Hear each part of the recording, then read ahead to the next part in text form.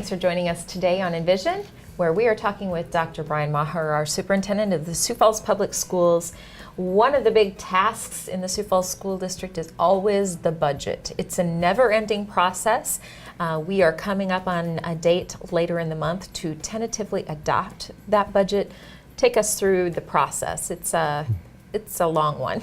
Well, I don't know why this hit my mind, but as soon as you were saying that, I thought of my youngest daughter just got married very recently. Right. And somebody was talking about the wedding ring, and it has no beginning and no end. Right. And as you were speaking, I'm going, that's the budget.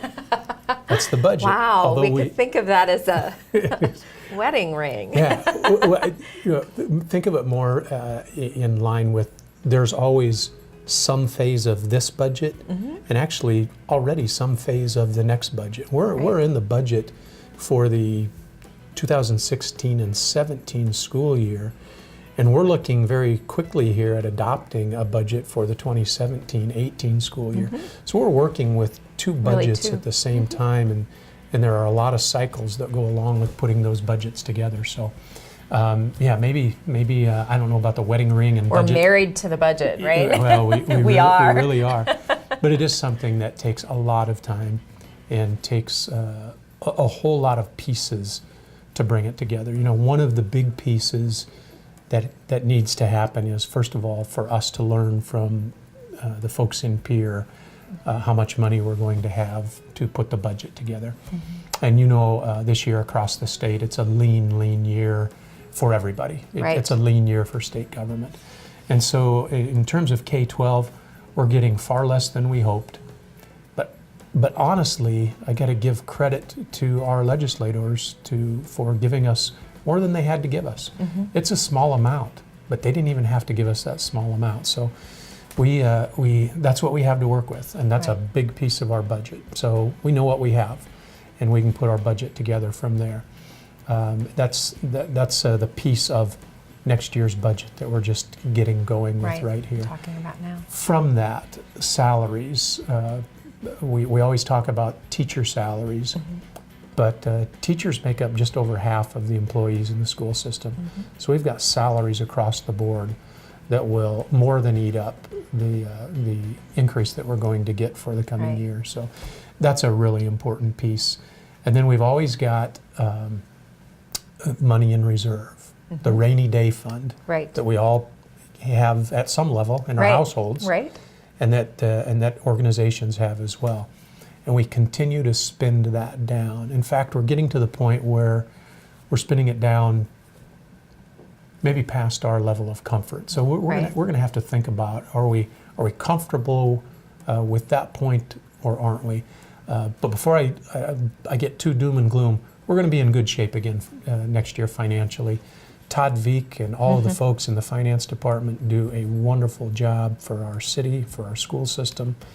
And so we're going to be in good shape next year. Our teachers are going to get raises again this year. They're really going to outpace the amount of money we're getting from Pierre. We think we can do that one more year. And we think that because they deserve that. Absolutely. And then we'll see just how comfortable we are with how we're spending down our reserve. Right.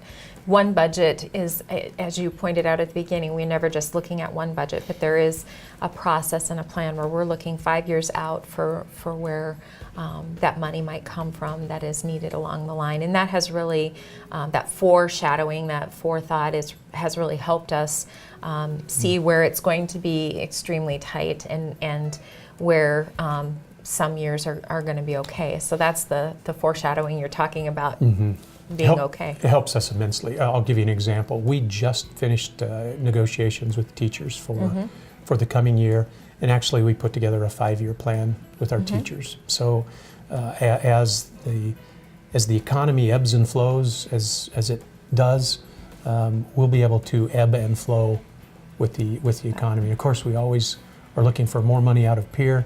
But quite frankly, last year, this year, I think Pierre's done everything they can do for us. So for the legislators who serve our district and serve our state, I think we're just thankful again, and we wish it was more. But it's more than it has to be, and we've got to remember that as we think of the folks serving all of our state in Pierre.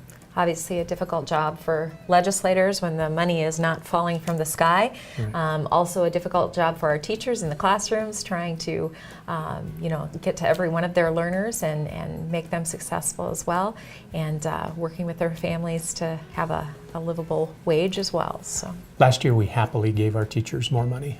But we did it because we had to, but we did it happily.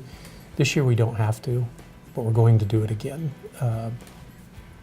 Because they are the butter to our bread. The teacher in a classroom is so critically important that we're going to make sure that they're compensated fairly again this year. Wonderful. Well, good news, even though, again, out of here, a little bit leaner amount than we were hoping for, but in the end, we are sitting well in the Sioux Falls School District and looking forward to the future.